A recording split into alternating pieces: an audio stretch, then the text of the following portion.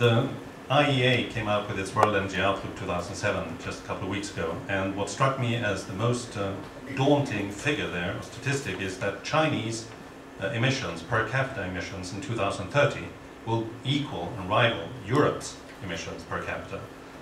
This is Europe, OECD countries, not European Union. But nevertheless, in the next 25 years or less, they will actually have increased their emissions to that radical level.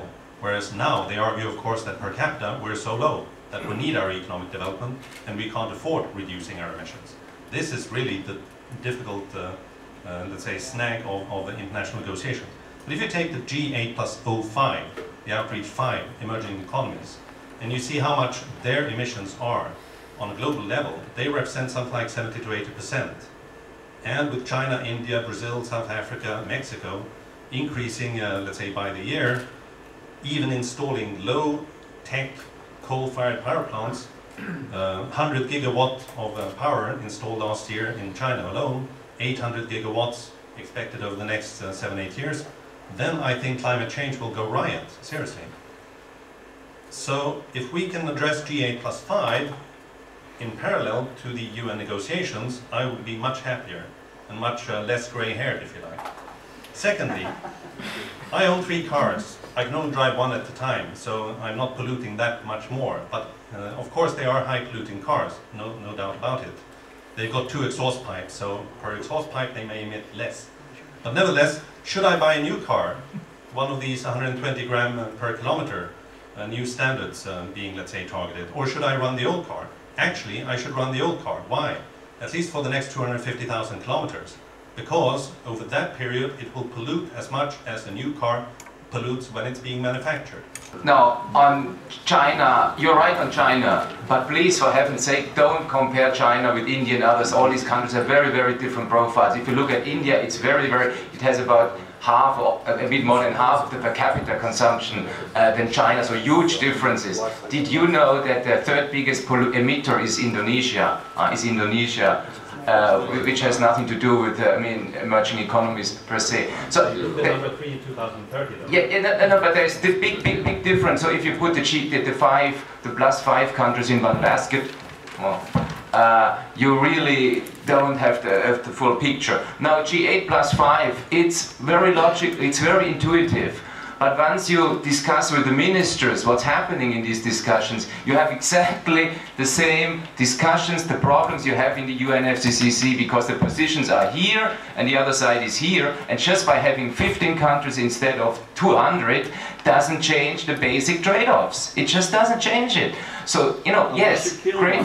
Unless you kill one process, kill body. Yeah, okay, that's, even if I wanted, I couldn't, but, no, but just don't run from one process to the other. The basic questions really remain the same.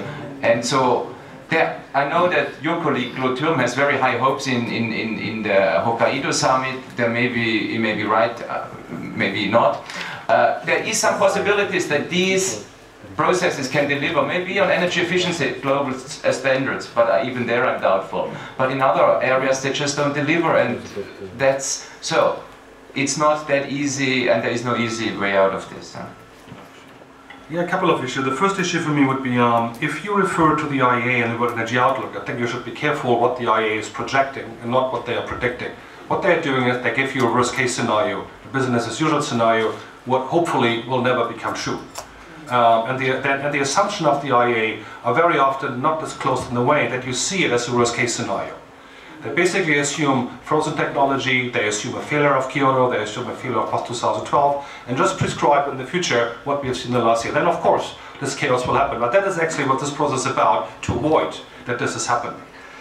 And we should also take into account that with greenhouse gases there's something like historic responsibility. I'm not saying we should debit all emissions which happened since, let's say, 1850, since the Industrial Revolution, but I think you can say with some certainty that at least since 1990, since more or less 17 years, the public knows, or could know, science did at least, that climate change is a big problem.